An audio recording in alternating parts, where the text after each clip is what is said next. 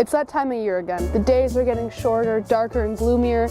The leaves are falling off of all the trees. It's getting rainy, or, well, now it's getting snowy. It's that time of year again. Time for seasonal depression. I'm kidding. Or am I?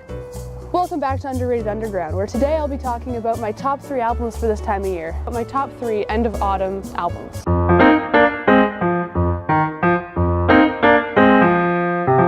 This time of year is usually a bit more depressing, I guess. I mean, look.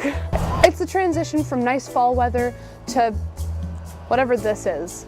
It's also a time of year where a lot of people, including myself, tend to start to feel a little more down in the dumps than usual. The 3 albums I'll be talking about today have a sound to them that feels the way this weather does, and if you're like me, you love just festering in it. So let's get to it. My top 3 end of autumn albums.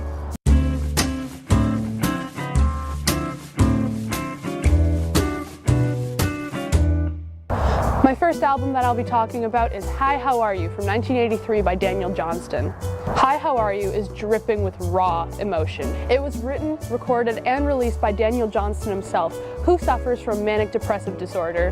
When you listen to this album, you can feel everything he felt during the making of the album.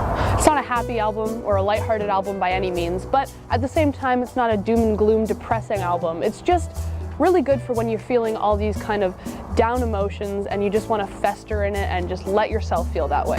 So if you are like me and you start feeling a little bit down and out in this weather and you just kind of want to feel those feelings, I really recommend listening to this album. And that's why it's in number 1 for my top 3 end of autumn albums.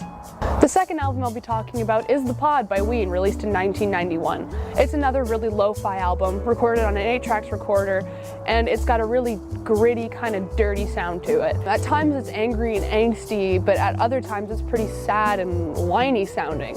Now, this album is kind of hard to listen to at times, just from the pure, sound it gives off. But I do heavily recommend it for a kind of day like this, walking around in the rain/snow on a kind of gloomy day. Just to yourself. And that's why it's number 2 on my list. Now, the third and final album I'll be talking about today is Today's Active Lifestyles by Polvo from 1993. This album isn't lo-fi like the other 2. Surprise. It's an indie noise album, and it's mostly instrumental. There are vocals, but they're quieter than the rest of the instruments, kind of giving you a quiet, almost isolating feel to it. It does still give you the same moody feel of this season. Now, a lot of the notes that they play on their guitars in this album sound like they're off-pitch, they're off-key, they're not tuned right, which gives you this really great kind of static effect when you're listening to it just completely in your brain. I'd say this is a great album for when you just want pure static. You want nothing, you just want noise in your head. And that's why this is album number 3 on my top 3 end of autumn album lists.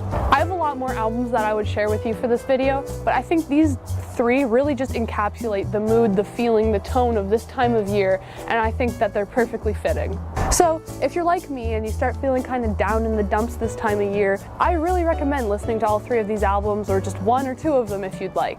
You know, maybe my explanations don't really give quite enough justice to what the actual musicians portray with their sound, but they make this season bearable for me, so maybe they'll do the same for you. Thanks for watching.